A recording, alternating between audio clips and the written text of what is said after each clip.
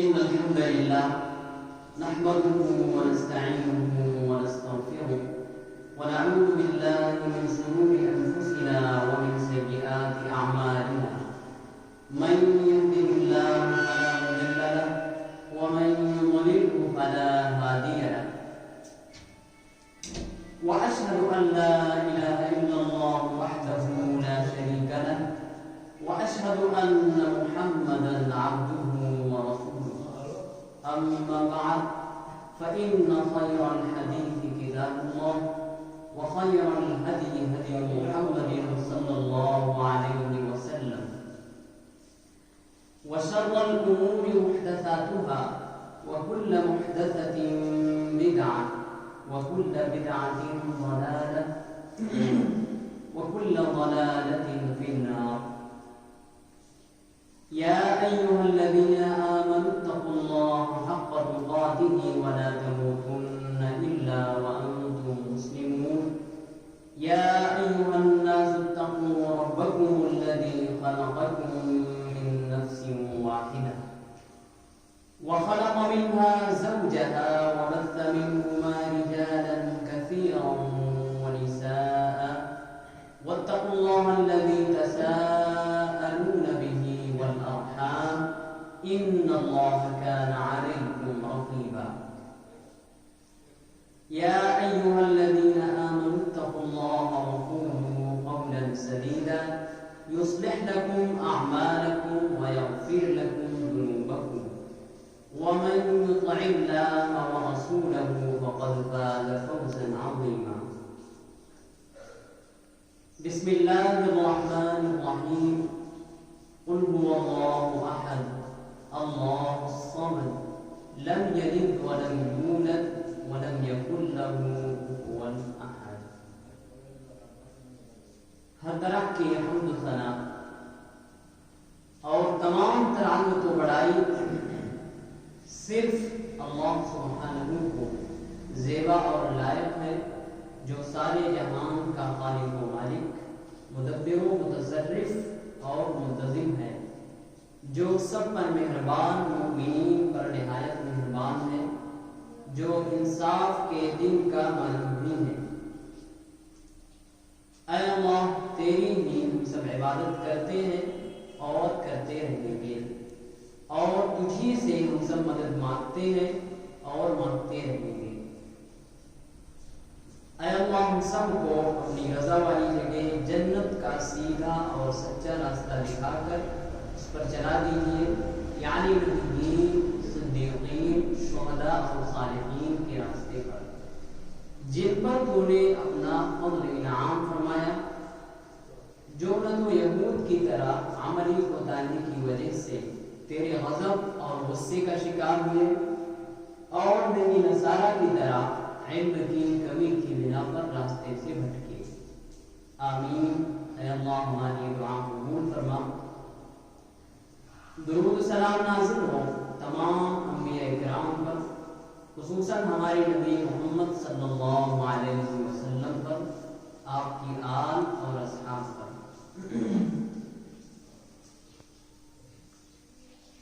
میں نے آپ کے سامنے سورۃ الاخلاص سورت نمبر 112 کی تلاوت کی ہے، جس میں اللہ تعالیٰ نے اپنا تعارف پیش کیا، اور اس سورت کی حدیث میں بہت ساری فضیلتیں بیان کی گئی ہیں، جس میں سے ایک فضیلت یہ ہے، اللہ کے نبی علیہ السلام نے فرمایا کہ سورۃ الاخلاص اگر کوئی شخص ایک مرتبہ پڑھ لے تو اسے 1/3 قرآن کا ثواب ملتا ہے، اور اگر اسی سورت کو 3 مرتبہ پڑھ لے تو اسے پورا قرآن پڑھنے کا ثواب ملتا ہے۔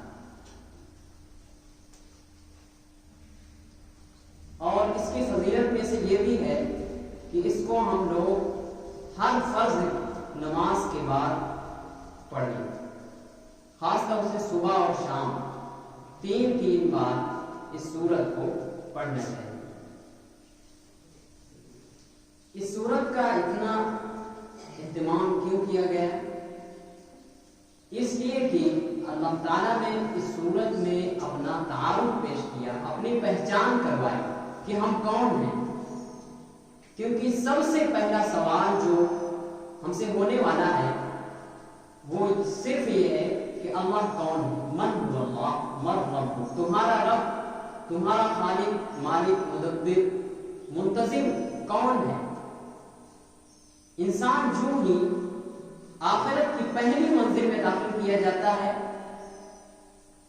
یعنی قبر میں، تو اس سے سب سے پہلا سوال یہ کیا جاتا ہے من هو اللہ، اللہ کون ہے. ساری باتیں چھوڑو، سب سے پہلے یہ بتاؤ کہ اللہ کون ہے، اللہ کو تم نے کتنا پہچانا. جس نے تمہیں زندگی دی، تمام نعمتیں جو ہے اس کو تم نے کتنا پہچانا. تو سب سے پہلا سوال کون سا ہونے والا ہے ہم سے؟ من هو اللہ، من رب، تمہارا رب، تمہارا خالق، مالک، مدبر، منتظم، تمہیں پیدا کرنے والا کون ہے. تو اسی کا جواب، اسی کا حل اللہ تعالیٰ نے اس سورت میں بلکہ پورے قرآن کریم میں اسی سوال کا کہ اللہ کون ہے، اسی سوال کا حل، اسی سوال کا جواب اللہ نے پورے قرآن میں بتایا. الگ الگ جگہوں پر اللہ تعالیٰ نے اپنا تعارف پیش کیا. اس سورت میں اللہ تعالیٰ نے فرمایا قل هو اللہ احد، اے نبی آپ فرما دیجئے اللہ ایک ہے. وہ اللہ تنہا ہے، ایک ہے، اس کے سوا کوئی معبود نہیں، وہ اکیلا ہے. اور بھی جگہوں پر اللہ تعالیٰ نے الگ الگ طریقے سے اپنے بندوں کو اپنی پہچان کروائی. جیسا کہ سورہ رعد میں اللہ تعالیٰ نے فرمایا اللہ الذی رفع السماوات بغیر عمد ترونها، اللہ سبحانہ و عظیم ذات ہے جس نے بغیر کسی ستون کے آسمانوں کو اٹھا رکھا ہے جو تمہاری نظروں کے سامنے ہے. یعنی اللہ تعالیٰ نے فرمایا اللہ سبحانہ وہ ہے جس نے بغیر کسی ستون کے ساتھ آسمانوں کو اٹھا رکھا جو تمہاری نظروں کے بالکل سامنے ہے. کہیں جانے کی تمہیں ضرورت نہیں ہے کہ کہیں کے سفر کرنا پڑے کہ اللہ کی قدرت دیکھنے کے لیے نہیں. ہر جگہ جہاں بھی تم ہو وہاں پر اللہ کی قدرت تمہارے سامنے. اسی طریقے سے اللہ تعالیٰ نے سورۃ البقرہ میں فرمایا اللہ سبحانہ و عظیم ذات ہے جس کے سوا کوئی معبود برحق نہیں، جو زندہ ہے، سب کو تھامنے والا ہے، الحی القیوم ہے، اور ساری کائنات کو چلانے والا اور اس کا انتظام کرنے والا صرف اور صرف کون ہے؟ اللہ. تو اس صورت میں بھی اللہ تعالیٰ نے صرف اور صرف اپنا تعارف پیش کیا تاکہ بندے ہم کو پہچانیں. کیونکہ جب تک انسان صحیح معنی میں اللہ کی پہچان نہیں کرے گا، اللہ کو صحیح معنی میں نہیں پہچانے گا، تب تک اللہ کی عبادت، اللہ کے سامنے نماز اور تمام عبادتیں وہ صحیح طریقے سے نہیں کر سکتا. کیونکہ جب تک انسان کے دل میں اللہ کی پہچان، اللہ کا یقین نہ ہو، تب تک وہ صحیح معنی میں اللہ کی عبادت نہیں کر سکتا.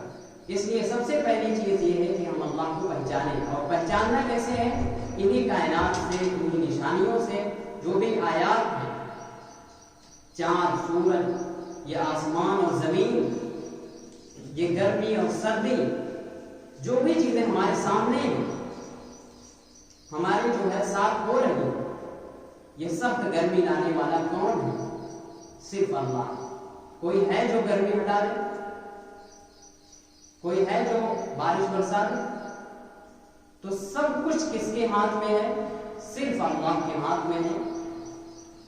تو اللہ نے فرمایا اے نبی آپ ان کافروں سے ان مشرکوں سے کہہ دیجئے کہ اللہ ایک ہے، جو تم شریک ٹھہراتے ہو باطل معبودوں کی عبادت کرتے ہو ان کو چھوڑو اور صرف اللہ کی عبادت کرو۔ دوسری آیت میں اللہ تعالیٰ نے فرمایا اللہ صمد ہے، اللہ بے نیاز ہے۔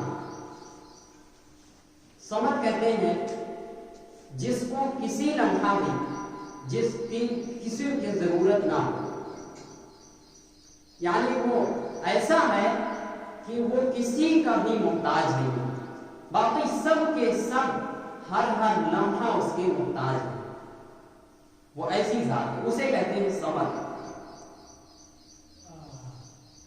لم یلد ولم یولد،